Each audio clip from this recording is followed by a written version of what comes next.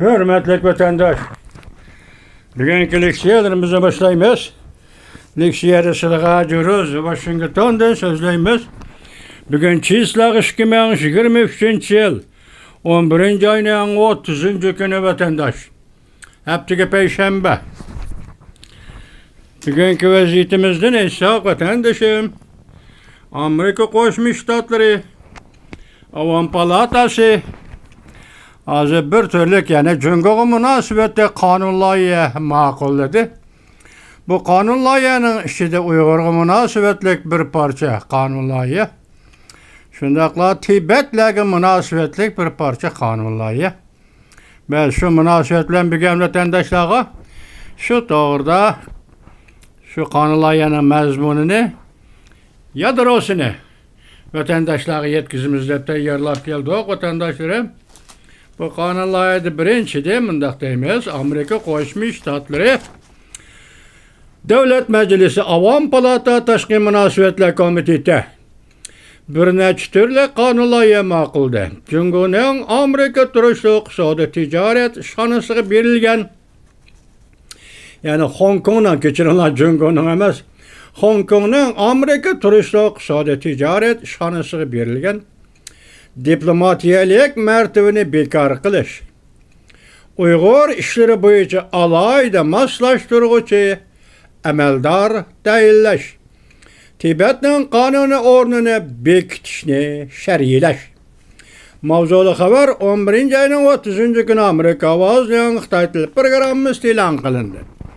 Haber mundak başlandı. Capitol Hill. Amerika Koşmuş Ştatları Devlet Meclisi Avam Palata Taşkı Münasebetler Komiteti bir parça kanun layığı oturup koyup Amerika'da memuri dairelerin Hong Kong'dan Amerika turuşluq iqtisadi ticaret şanısı diplomatik mertebe verişten davamlıq bahrimen bulamdı yok mu? Bahalaşın talep kıldı. Oxşaşlı bir vaxtda Avam Palata Taşkı Münasebetler Komiteti Cüngöğü münasebetlik yani bir neçe parça kanun layığı makulladı cümleden Amerika'nın Cüngöğü sün'i iktidar ve başka pen texnika sahasıga meblağsel işini çekleş. Hem de Tibet'nin Uygur'un kişilik hukukunu qollaş qatarlı kanun layıhlarını makulladı. Avam Palata Taşkı Münasebetler Komiteti haftanın 3. günü yani 11. ayının 29. günü ya 28. günü nölge karşı 30 biletinin qollaşı arkalık avaz beriş neticesi de Hong Kong İqtisad Sodi Şanısını delilleş kanunu makullandı. Bu kanun layığı Cumhuriyetçiler Partisi mensubu Chris Smith bilen Demokratlar Partisi mensubu Jim McGovern tarafından oturuğa koyulgan.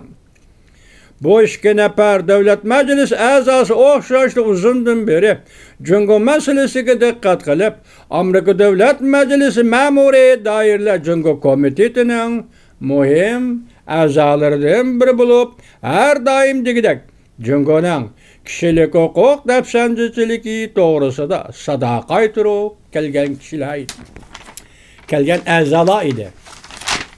Parlament azaları. Bu kanun layığının avvalki kanun layığı oxşamaydıgan bir tarafı şu ki Avam Palata Taşkı Münasebetler Komiteti çarşamba günü makullagan Hong Kong İqtisad Sodi Şanısını delilleş kanunu. Bu kanun layığı makullanıp 30 gün içinde Devlet İşler Katıbı'nın Washington'u öz içine algan New York ve San Francisco 3 şeherdeki Hong Kong İqtisad Sodi Şanılarının diplomatik mertebeden bahrimen buluşu buluduğun bulmaydıqanlığı teşrif çıkış talep kılın. Kanun boyunca eğer Devlet İşler Katıbı Hong Kong Sodi Şanısı diplomatik geçirimde davamlıq bahrimen buluduğu da qaraydıqan bolsa Devlet Meclisi inkar kılışı kararı berişki hukuklu. Devlet Meclisi inkar kılış kararı berişki hukuklu. Eğer bu karar makulluktan ötüdüğün bolsa Undaqda məmuri dairələr Hong Kong Saudi işxanasının diplomatik mərtəbədən bəhrəmən buluşunu bekar qilishqa məcbur bo'ladi.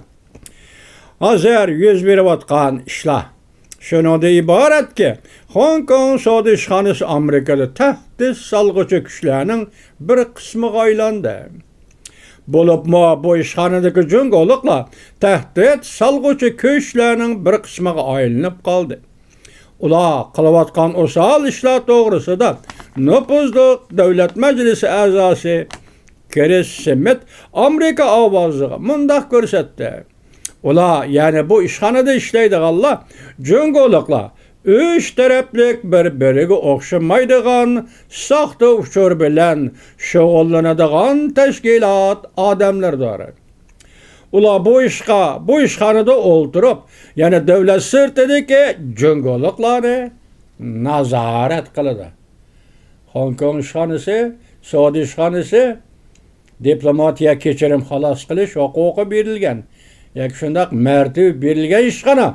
Hozir bu ishxonada Hong Kongda hali qadar kishilar, masalan, davlat bexatarlik qonuni bu birdan e'lon qilinib, Hong Kongda demokratiya taltakus tugagandan keyin, demokratlar qo'lga ilinib bir-birlab turmaga tashlangandan keyin Hong Kongni tinchitdi degandim. Hozirgacha Amerika Qo'shma Shtatlarining 3 chong shahri San Fransisko, Washington, Nyu-Yorkda saqlanib turgan Hong Kong savdo tijorat ishxonasi bugun jungoliklar foydalanib boshqalarga tahdid soladigan ishxonaga aylandi deydi. Avam palata a'zosi, Jamiyatchilar partiyasi mansubi, davlat majlisining nopozliq arbobi Chris Smith Amerika ovoziga so'z degan so'zida.